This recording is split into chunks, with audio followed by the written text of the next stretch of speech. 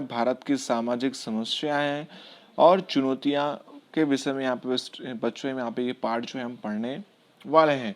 तो चलिए बच्चों शुरू करते हैं बिना टाइम वेस्ट किए। भारत एक विशाल जनसंख्या और विश्व का सबसे बड़ा लोकतंत्रात्मक देश है। अगर जनसंख्या की दृष्टि से देखा जाए तो भारत का विश्व में दूसरा स्थान है, पहला स्थान जो है वो चीन का है। जहां विविध धर्म के लोग, जाति, भाषा, संस्कृति वाले लोग बसते हैं और रहते हैं। भारत की संस्कृति समन्वयकारी और सर्वधर्म समभाव वाली विशेषता रखती है, यानी सभी धर्म को समान भाव देने वाली संस्कृति है। परंपरागत समाज में से आधुनिक समाज की तरफ गति करते भारत समाज में अनेक परिवर्तन आए हैं। इन सभी परिवर्तनों के साथ समाज में कुछ समस्याओं का उद्भव भी हुआ है, जिसमें सामाजिक, आर्थिक, राजनीतिक, सांस्कृतिक आदि क्षेत्रों का समावेश होता है। इन प्रकरण में हम दो सामाजिक समस्या यानी पहला सांप्रदायिकता और दूसरा जातिवाद के विषय में चर्चा करेंगे। देश की स्वतंत्रता दिलाने में विविध धर्म, जाति, भाषा वाले लोगों के साथ मिलकर प्रयत्न किए गए और उनके प्रयत्नों के परिणाम स्वरूप हमने अमूल्य स्वतंत्रता प्राप्त की। स्वतंत्रता आंदोलन के समय दरमियान पाया जाने वाला सद्भाव, एकता, सहिष्णुता आदि में स्वतंत्रता के बाद बाधा आई ऐसा लगता है।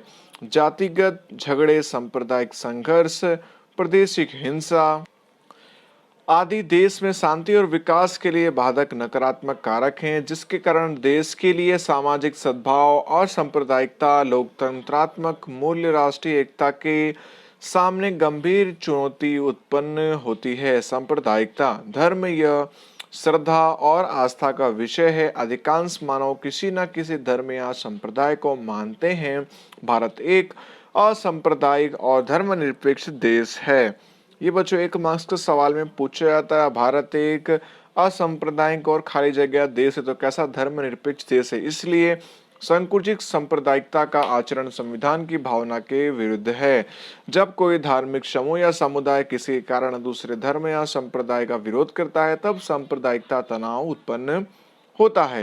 यानी कोई एक कम्युनिटी वाला लोग दूसरे कम्युनिटी के धर्म का विरोध करता है तब सांप्रदायिक तनाव उत्पन्न होता है। किसी भी धर्म या संप्रदाय के सदस्य अन्य धर्मों की तुलना में अपने धर्म या संप्रदाय को श्रेष्ठ बताने का प्रयास करते हैं कि मेरा धर्म अच्छा है, मेरा धर्म अच्छा है, और अपने धर्मों के हितों को अधिक महत्व देते हैं, तब वे प्रत्येक नागरिक को व्यक्तिगत रूप से नहीं परंतु सांप्रदायिक रूप से देखते हैं, जैसा कि आज के समय में हो रहा है। और ऐसी विचारधारा समाज को विभाजन की तरफ ले जाती है। स्वतंत्रता प्राप्ति के इतने वर्षों बाद भी हम सांप्रदायिकता के समस्या पर संपूर्ण रूप से नियंत्रण नहीं ला सके हैं, क्योंकि सरकार जो होती है वोट बैंक के वोट लेने के लिए पब्लिक के बीच में सांप्रदायिकता जैसी भावना को उत्पन्न करती है।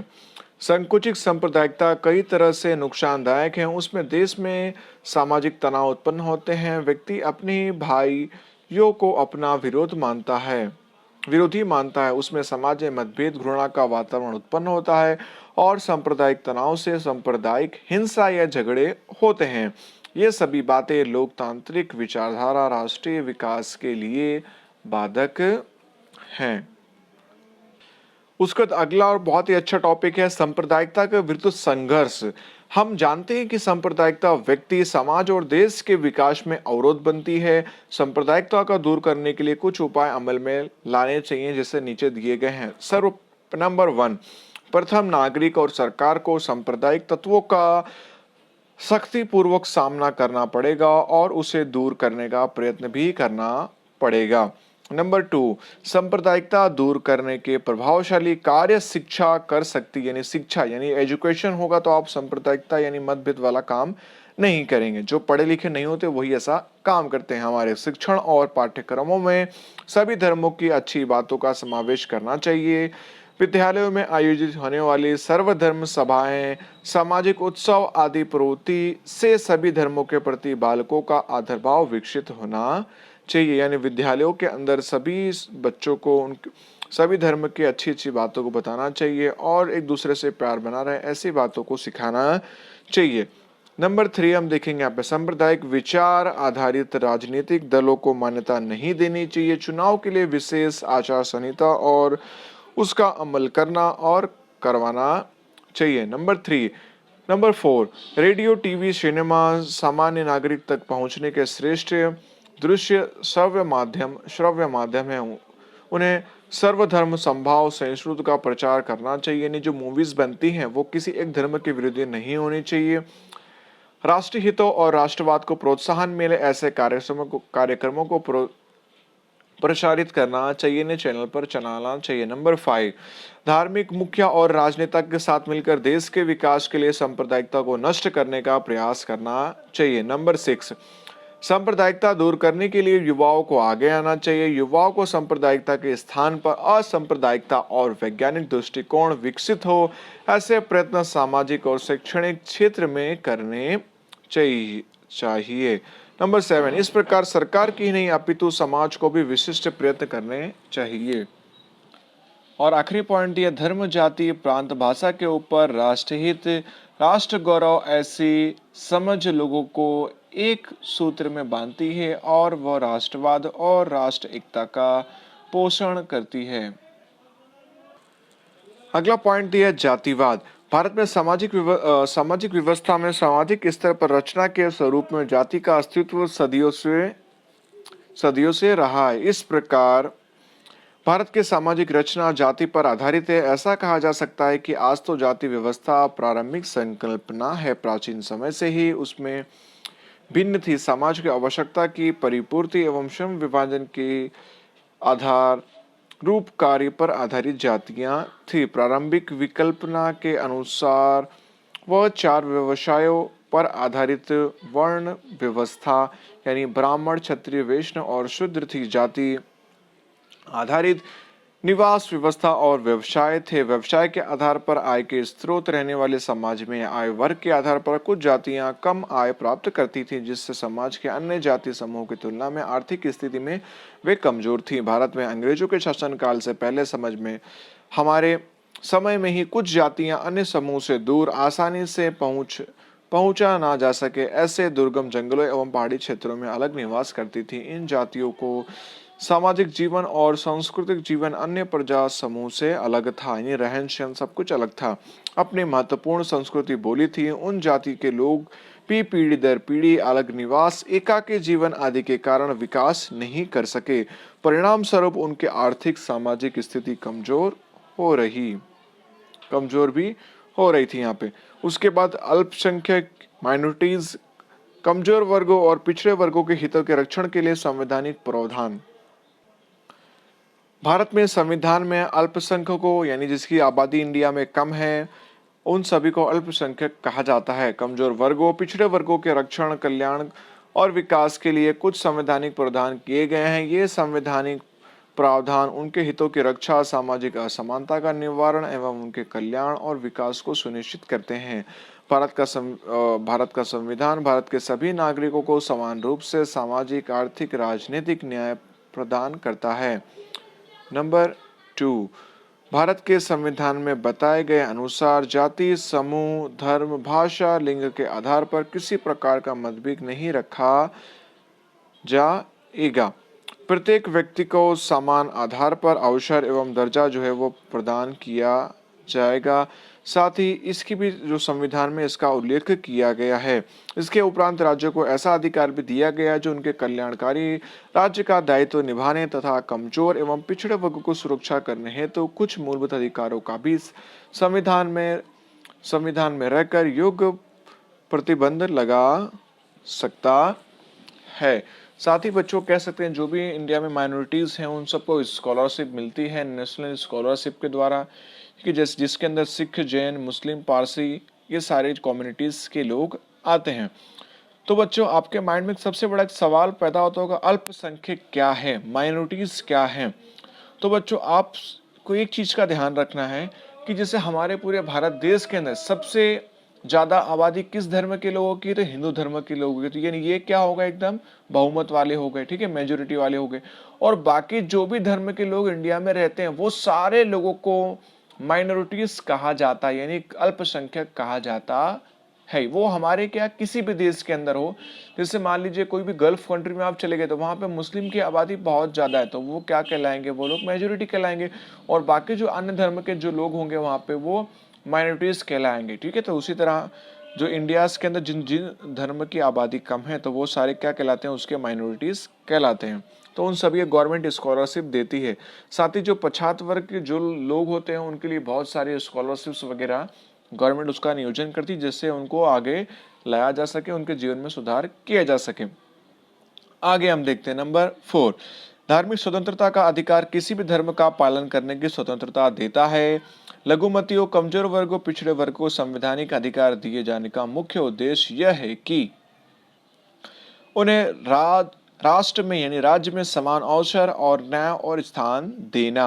राष्ट्रीय पंचवर्षीय योजना में भी इन सभी वर्गों के लिए विशेष ध्यान रखा गया है। यहाँ पर अब हम अल्पसंख्यक के विषय में विस्तृत जानकारी प्राप्त करेंगे। धर्म और भाषा के आधार पर किसी भी प्रदेश अथवा तो प्रदेशों में बहुसंख्यक ना हो ऐसे लोगों के समूह को अल्पसंख्यक कहा जाता है। भारत के संविधान में अल्पसंख्यक के लिए स्पष्ट व्याख्या नहीं दी गई है। देश या प्रदेश की जनसंख्या में आधे या उससे कम जनसंख्या वाले लोगों को ही अल्पसंख्यक कहा जाता है। आधे अथवा तो उससे कम जनसंख्या वाले लोगों को अल्पसंख्यक कहा जाता है, जिनमें हिंदू, मुस्लिम, सिख, ईसाई, पारसी, जैन, इन सब लोगों का समावेश होता है। अल्पसंख्यकों की विभावना किसी भी धर्म, भाषा या प्रदेश तक मर्यादित नहीं है। राष्ट्रीय स्तर पर अल्पसंख्यकों की तरह ही राज्य स्तर पर स्थानीय एवं प्रादेशिक अल्पसंख्यकों को दर्ज करना पड़े। इसके लिए राष्ट्रीय स्तर पर अल्पसंख्यकों की संकल्पना राज्य स्तर की संकल्पना से बिल्कुल भिन्न है। इसलिए कोई भी लोग समुदाय किसी भी प्रदेश की कुल जनसंख्या के अनुपात में बहुसंख्यक हो तो राष्ट्रीय स्तर पर अल्पसंख्यक हो सके, उसके अलग आदि उस राज्य में अल्पसंख्यक हो, ऐसे वर्ग राष्ट्रीय स्तर पर बहुसंख्यक हो सकता है। यानी किसी राज्य में उसकी आबादी कम है, किसी राज्य में उसकी आबादी ज्यादा है, तो ऐसा भी हो सकता है। भारत में अल्पसंख्यकों की बहुसंख्यकों की तरह ही अधिक अधिकार समान मतलब स्तर पर प्राप्त मिलते हैं। जिस प्रकार अल्पसंख्यक को मिलते हैं उसी तरह जो बहुसंख्यक जिनकी जनसंख्या बहुत ज्यादा है उनको भी समान अधिकार मिलते हैं। अल्पसंख्यकों की संस्कृति, धर्म, लिपि, भाषा के संरक्षण प्रोत्साहन के लिए संविधान में कुछ विशेष व्यवस्थाएं की गई हैं। यानी जो जिनके माइनॉरिटीज जिनकी संख्या कम है भारत देश के अंदर, उनके धर्म, जाति, लिपि यानी भाषा के बचाए रखने के लिए यहाँ पे विशेष योगदान मतलब यहाँ पे काम किए गए हैं। जैसे कि यहाँ पे दिया गया नंबर 1 हम पढ़ते हैं, अल्पसंख्यकों के हितों और कल्याण विकास के लिए राष्ट्रीय अल्पसंख्यक आयोग की रचना की गई है। अनेक संस्था बनाई गई राष्ट्रीय अल्पसंख्यक आयोग।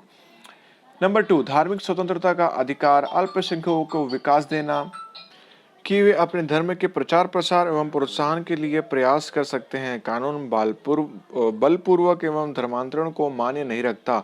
सरकारी सहायता लेने वाली किसी भी शिक्षण संस्था में धर्म की शिक्षा नहीं दी जा सकती है। सभी धार्मिक समुदायों को उनके धर्म के व्यवस्थापन और धार्मिक कार्य के हेतु संपत्ति प्राप्त करने या उसकी देखभाल करने का अधिकार है। नंबर 3, सांस्कृतिक और शैक्षणिक अधिकार के द्वारा अल्पसंख्यकों को अपनी लिपि और संस्कृति का संरक्षण करने का अधिकार प्राप्त होता है। सरकारी सहायता प्राप्त किसी भी धर्म से धर्म, वंश, जाति, वर्ण या भाषा के आधार पर किसी को भी प्रवेश देने से रोका नहीं जा सकता। समाज के सभी वर्गों को अपनी पसंद की भाषा, लिपि बनाए रखने, विकास करने और उनके शैक्षणिक संस्था स्थापित करने चलाने का अधिकार है। भारतीय अल्पसंख्यकों के बालकों को प्राथमिक शिक्षण मातृभाषा में मिले ऐसी सुविधा राज्य सरकार देती है। यानी जैसे जो मुस्लिम हैं वो उर्दू मीडियम में पढ़ सकते हैं, जो उड़ीसा वाले हैं वो उड़ीसा मीडियम में पढ़ सकते हैं, गुजराती जो हैं वो गुजराती मीडियम में शिक्षा प्राप्त कर सकते हैं, तो ये उनका अधिकार है। अगला टॉपिक दिया अनुसूचित जातियां और अनुसूचित जनजातियां।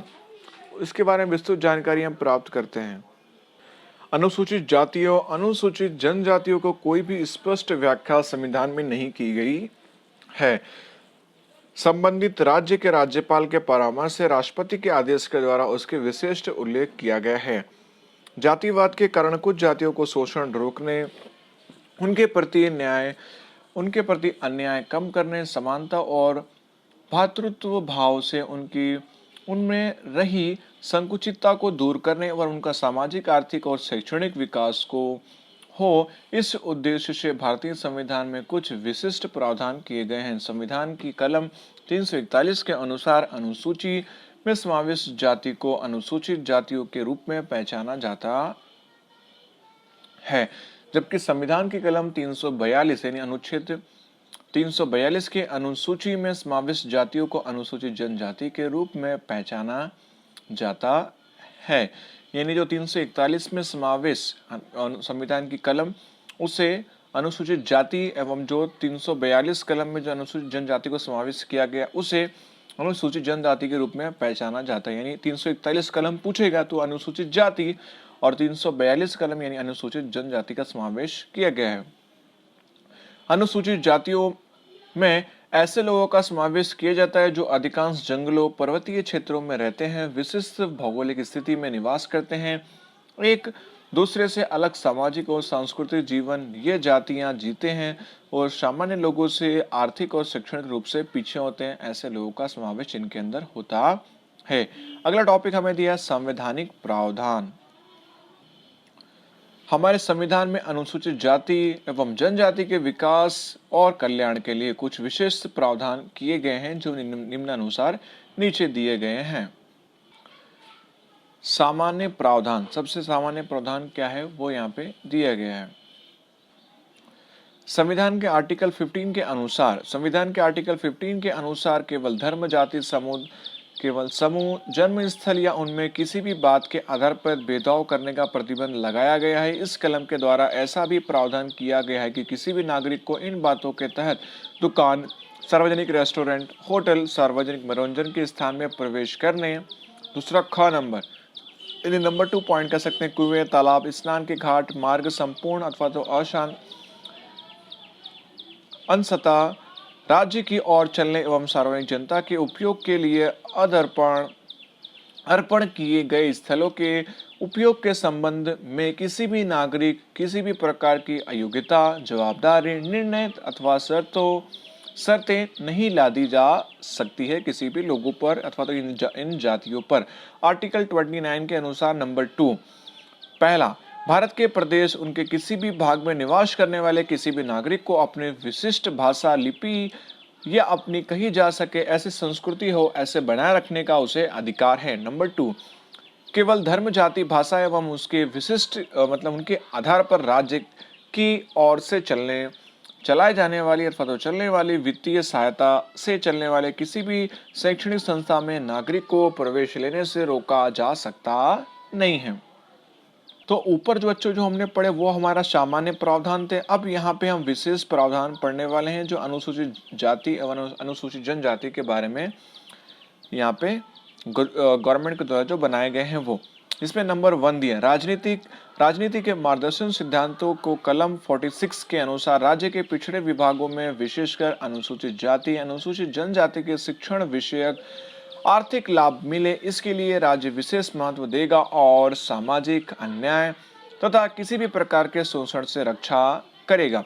नंबर 2, आर्टिकल 16 में 4 के अनुसार राज्य की नौकरियों में कुछ वर्गों को पर्याप्त प्रतिनिधित्व नहीं प्राप्त हुआ, ऐसे राज्यों को लगे तो उनके लिए स्थान अथवा तो नियुक्त आरक्षित करने की व्यवस्था करने का अधिकार राज्य को होगा। नंबर 3, आर्टिकल 330, 332, 324 के अनुसार अनुसूचित जाति या अनुसूचित जनजाति के लोगों के लिए राज्य की विधानसभा तथा केंद्र की लोकसभा में उनके लिए कुछ स्थान आरक्षित रखे गए हैं। अब आरक्षित मतलब क्या कि वो जो सीटें उनके लिए जो निर्धारित की गई है उनमें से उन्हीं के कोई लोग ही वहाँ पे मतलब उस पे पद को मतलब ग्रहण कर सकते हैं, दूसरा कोई एक इंसान पद ग्रहण नहीं कर सकता है।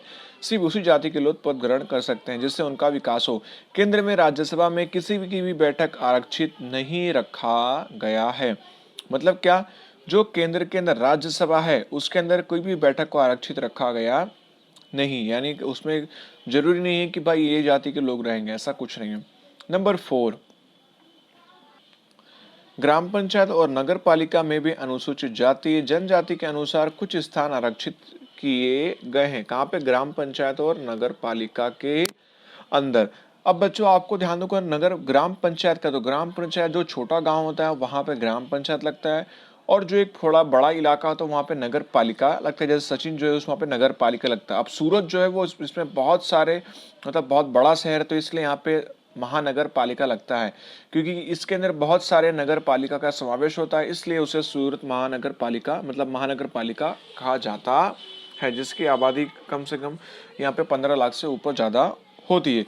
इसके उपरांत भिन्न भिन्न पंचवर्षीय योजना के अधीन छात्रालयों की रचना, छात्रवृत्ति की योजना यानी जो शिष्यवृत्ति बच्चों को मिलती है, स्कॉलरशिप्स, विविध प्रतियोगिता परीक्षा के प्रशिक्षण और मार्गदर्शन कक्षाएं शुरू की गई हैं। शैक्षणिक विकास के हेतु आश्रम विद्यालय शुरू किए गए हैं। साथ ही सरकारी नौकरी के इन सभी उम्मीदवारों के लिए उम्र, फीस, योग्यता के निम्न स्तर से कुछ छूट छाट हैं, जो कमजोर वर्गों में सामाजिक समक्ष उद्धार, परिवर्तन, क्षमता, न्याय और मानव गरिमा के लिए कार्य करते हैं। अनुसूचित जाति और अनुसूचित जनजाति के कल्याण विकास अर्थ में राज्य में अलग विभाग और केंद्र में विशिष्ट अधिकारियों की नियुक्ति की गई है, जो उनके विकास के बारे में सोचते हैं। जैसे हमारे सूरत के अंदर बहुमाड़ी कोर्ट के अंदर है, इसकी मेन ऑफिस है। इसके उपरांत राष्ट्रीय स्तर पर इन जातियों के लिए राष्ट्रीय आयोग की स्थापना की गई है। राज्य और केंद्र सरकार के द्वारा इन जातियों के सामाजिक, शैक्षणिक और आर्थिक विकास के लिए विविध प्रकार की योजना शुरू की गई है। केवल अनुसूचित जाति के लिए प्रधान, अब ये सिर्फ अनुसूचित जातियों के लिए कौन कौन से प्रधान बताए गए वो यहाँ पे हम देखेंगे। केवल नंबर 1, संविधान की कलम 17 के द्वारा यानी 17 के द्वारा अब अस्पृश्यता समाप्त कर दी गई है। अस्पृश्यता के संदर्भ में किसी भी स्वरूप में होने वाला शोषण जो होता है अमान्य होता है। अस्पृश्यता में से फलित होने वाले किसी भी प्रकार की योग्यता का अमल करना कानून की दृष्टि से दंडात्मक अपराध है। नंबर 2, आर्टिकल 25 के अनुसार राज्यों के सामाजिक कल्याण और सुधार के लिए सार्वजनिक मानी जाए ऐसी हिंदू धार्मिक संस्था हिंदू के सभी वर्गों विभागों के लिए सार्वत्रिक प्रवेश के लिए समान कानून बनाने, यदि इसके संबंध में लागू हो तो ऐसे कानून को चालू रखने का अधिकार। इसमें हिंदू के उल्लेख में सिख, जैन, बौद्ध धर्म पालने वाले हिंदू धार्मिक संस्थाओं के उल्लेख में सिख, जैन, बौद्ध धर्म पालने वाले धार्मिक संस्थानों का उल्लेख भी है। केवल अनुसूचित जनजाति के लिए प्रावधान आर्टिकल 19(5) के अनुसार राज्यों के राज्यपालों के अनुसूचित जातियों जनजातियों के हित में सभी नागरिकों को चाहे जिस प्रदेश में आने जाने वाला व्यापार धंधा करने के सामान्य अधिकार पर नियंत्रण करने की सत्ता देता है। इसे अनुसूचित जनजाति के क्षेत्रों में जमीन की फेरबदल, वित्त आधार, अन्य प्रकार के अनुसूचित जनजाति का होने वाला शोषण रोकने और उनका संरक्षण करने का विशेष कानून बनाने का अधिकार है। अगला दिया हमें निष्कर्ष। अनुसूचित जाति, अनुसूचित जनजाति, पिछड़े वर्गों के विकास के लिए सरकार के द्वारा विविध प्रकार की योजना और कार्यक्रम चलाए जा रहे हैं, जिसके कारण उन लोगों की स्थिति में सुधार हो रहे हैं, जिनमें से कई लोगों को सामाजिक, आर्थिक, राजनीतिक क्षेत्रों में आगे बढ़ने के अवसर भी मिले हैं। अगला बच्चों बहुत ही इंपॉर्टेंट सवाल, आतंकवाद एक वैश्विक समस्या। ये बहुत ही इंपॉर्टेंट क्वेश्चन पूछा जाता है बोर्ड के एग्जाम में। 21वीं सदी में आतंकवाद मानव समाज के लिए एक समस्या बना हुआ है। विश्व के कुछ देशों के द्वारा फैलाया जाने वाला आतंकवाद आज वैश्विक समस्या बन रहा है, यानी पूरे विश्व की समस्या बन रहा है।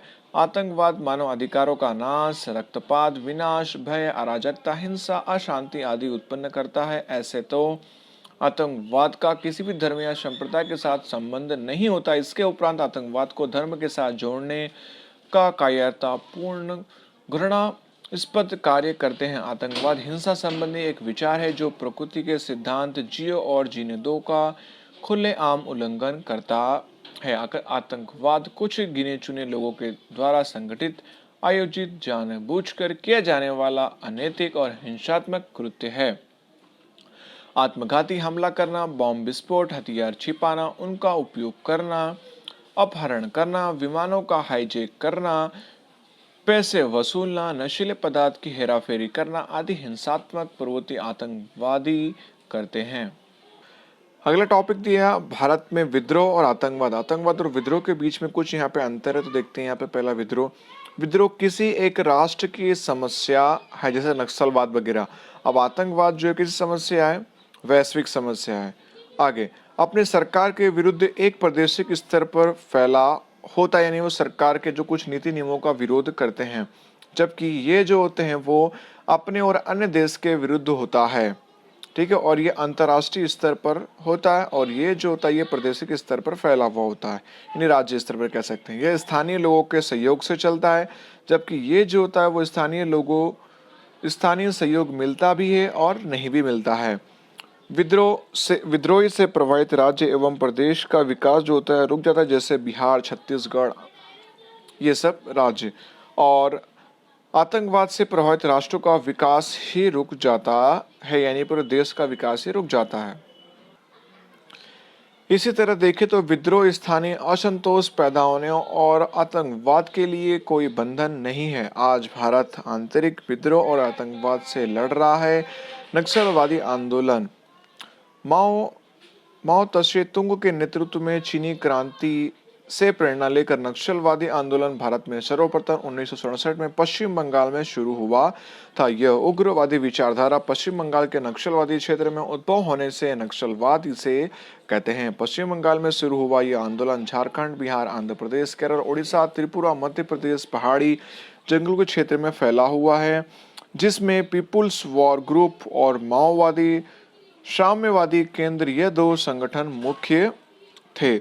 उत्तर पूर्व में विद्रोह, स्वतंत्रता प्राप्ति से लेकर आज तक उत्तर पूर्व में विद्रोह एक स्थायी समस्या बनी हुई है। उसमें जनजाति एवं वनाच्छादित पर्वतीय प्रदेश, भिन्न भिन्न विद्रोही संगठनों के बीच तालमेल एवं कुछ क्षेत्रों में अंतर्राष्ट्रीय सीमा और विदेशी एजेंसियों का हस्तक्षेप आदि कारणों से इन क्षेत्रों में विद्रोह की समस्या गंभीर बनती जा रही है। जैसे राज्य नागालैंड के अंदर और विघटित संगठन, यहाँ पे कौन कौन सा उसका नाम दिया है, NSCN यानी national socialist council of Nagaland. उसके बाद मणिपुर के अंदर भी यहाँ पे है कुकी नेशनल फ्रंट, ठीक है, और त्रिपुरा के अंदर ये सारी संस्था विद्रोही जो संगठन है उसके नाम यहाँ पे दिए गए। असम के अंदर खासकर ये 4 राज्यों में बहुत ज़्यादा हैं जो चीन के बाद से मतलब बने हैं यहाँ पे। उस आगे दिया है, इन विद्रोही संगठनों के बीच अलग राज्य की मांग अपने राजनीतिक आर्थिक हित प्रतिस्थापित करने और गैरकानूनी निवास आदि समस्या से संघर्ष होता है। उनके कारण आर्थिक, सामाजिक, प्रशासनिक, राजनीतिक व्यवस्था को हानि पहुंचती है। कश्मीर में आतंकवाद 15 अगस्त 1947 के दिन भारत आज़ाद हुआ। भारत और पाकिस्तान दो अलग अलग देश बने। आज़ादी के बाद पाकिस्तान में कश्मीर के कुछ भाग कश्मीर के कब्जे में रखा था, और जम्मू कश्मीर का जो अभिन्न अंग होने पर भी पाकिस्तान बार बार उसे प्राप्त करने का प्रयत्न करता है, और इसके लिए उसने युद्ध भी किया था। प्रत्येक युद्ध में हमारे सैनिक ने पाकिस्तान के शर्मनाक पराजय दी है। ईस्वी सन 1988 के बाद कश्मीर में आतंकवाद बढ़ गया। अपहरण, हत्या, बम विस्फोट आदि प्रवृत्ति के द्वारा आतंकवाद भय फैलाकर अपना स्वार्थ सिद्ध करना चाहते हैं, जिसके कारण कश्मीर के अनेक वंचित परिवारों को अपना घर बार छोड़कर स्थानांतरण करना पड़ा, और ऐसे हजारों परिवर्तन शरणार्थी के रूप में कश्मीर के बाहर जी रहे हैं। कश्मीर के आतंकवाद को स्वतः सीमा पर से मदद मिल रही है। आतंकवादियों का आशय भारत में भय, अस्थिरता उत्पन्न करती है, जिससे आतंकवादी प्रवृत्ति को बंद करने के लिए भारत सरकार ने सख्त और मजबूत कदम यहाँ पे उठा रहे हैं। भारत में रहने वाले आतंकवाद का विद्रोह करता है, ऐसा नहीं है। किसी भी स्थान, किसी भी तरह, किसी भी समय होने वाले आतंकवाद का भारत विरोध करता है। इससे आतंकवाद का सफाया और उद्देश्य से भारत के अनेक सैनिक शहीद भी हुए हैं। इसे तब आतंकवाद को दूर करने के लिए आतंकवाद का सामाजिक प्रभाव क्या पड़ता है, बहुत ही इंपॉर्टेंट सवाल है, 3 मार्क्स के लिए आता है। आतंकवादी अर्थात क्या, आतंकवाद का सामाजिक प्रभाव। तो ये आपको ध्यान देना है। आतंकवाद समाज को विघटन की ओर ले जाता है, यानी क्या करता है, लोगों को टुकड़ों में बांट देता है। नंबर 2, आतंकवादी भय, लूटमार, हिंसा जैसी प्रवृत्ति करके लोगों का संदेह, भय उत्पन्न करते हैं और छोटे बालकों से लेकर वृद्धों पर इसका भय प्रभाव पड़ता है। आतंकवाद के प्रभाव से लोगों का एक दूसरे का विश्वास जो होता है वो लोगों का कम हो जाता है और परस्पर भाईचारे की भावना भी कम हो जाती है। नंबर 4, कई बार सांप्रदायिक झगड़े उत्पन्न होते हैं जिसके कारण समाज की जो व्यवस्था जो होती है वो छिन्न भिन्न हो जाती है, यानी तितर बितर हो जाती है। समाज में अव्यवस्था और अशांति उत्पन्न होती है। आतंकवाद प्रभावित क्षेत्रों में लोग सामाजिक उत्साह से नहीं मना पाते हैं, जिसके कारण लोगों को जोड़ने वाला जो आंतर व्यवहार जो होता है वो समाप्त हो जाता है। अगला और लास्ट पॉइंट ये आतंकवाद का आर्थिक प्रभाव, ये भी एक इम्पोर्टेंट सवाल है। आतंकवाद के परिणाम स्वरूप व्यापार उद्योग के किसी विकास के लिए प्रोत्साहन वातावरण नहीं बन पाता है, यानी व्यापार उद्योग जो होता है रुक जाते हैं। नंबर 2, व्यापार उद्योग के ठप हो जाने से जो लोगों को जो रोजगार जो मिलता है वो बंद हो जाता है और स्थानांतरण भी नहीं हो पाता है। नंबर 3, कुछ आतंकवादी संगठन जो होते हैं वो पूंजीपति, उद्योगपति, कर्मचारी, व्यापारियों को डराकर धन वसूल करते हैं। नंबर 4, आतंकवादी नशीले पदार्थों की हेराफेरी, काला धन वगैरह असामाजिक कार्य करते हैं, जिसमें उन्हें देश के जो नेता जो है उनको उन्हें सपोर्ट भी करते हैं, कई बार ऐसा देखा जाता है। साथ ही सामाजिक आर्थिक समस्या भी इसमें उत्पन्न होती है। आतंकवादी रेडियो स्टेशनों, मार्ग, पुल, सरकारी संपत्ति आदि को नुकसान पहुंचाते हैं, जिससे इन संपत्ति की पुनर्स्थापना करने के लिए करोड़ों रुपए खर्च होते हैं। नंबर 5, सरकार को सलामती और सुरक्षा हेतु करोड़ों रुपए खर्च करने पड़ते हैं, जिससे समाज उपयोगी कार्य कम मात्रा में होता है। लास्ट पॉइंट, आतंकवाद के परिणाम स्वरूप राज्य और राष्ट्र के परिवहन उद्योग, पर्यटन उद्योग को आर्थिक नुकसान सहन करना पड़ता है। इस प्रकार आतंकवाद सामाजिक आर्थिक रूप से नुकसानदायक है। एग्जाम्पल के रूप में जम्मू कश्मीर जो है वो हमारे कह सकते दुनिया का एक स्वर्ग माना जाता है, लेकिन वहाँ पे आतंकवादी हमले होने की वजह से वहाँ पे जो पर्यटन उद्योग का बिल्कुल भी विकास हो पाया नहीं है। वहाँ अगर आप देखें तो आगरा में जो ताजमहल जो है वहाँ के बहुत सब विदेश से लोग पर्यटन आते हैं, जिससे वहाँ के लोगों को रोजगार भी मिलता है और उसका विकास भी बहुत तेजी से होता है। लेकिन जम्मू कश्मीर दुनिया का स्वर्ग होने के बावजूद भी वहाँ पर लोग जाने से लोग डरते हैं।